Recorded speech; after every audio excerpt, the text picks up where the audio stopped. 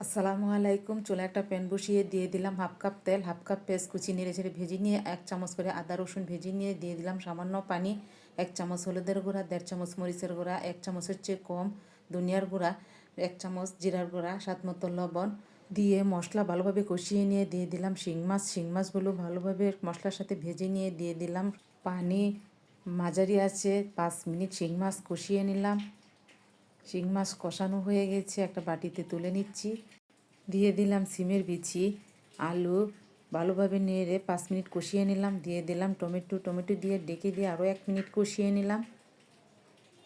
কষানো হয়ে গেছে, দিয়ে দিলাম 2 কাপ পানি। মাছ দিয়ে নেড়ে মিশিয়ে 10 মিনিট রান্না করে নিলাম। সিমের বিচি সিদ্ধ হয়ে গেছে। 4-5টা কাঁচা পাকা মরিচ দিয়ে আরও কিছুক্ষণ রান্না করে নিলাম। রান্না হয়ে গেছে, দিয়ে দিলাম 1 চামচ টালা জিরার গুঁড়া। পরিবেশন করে নিলাম। মাশাআল্লাহ, দেখতে কতটা লোভনীয় হয়েছে।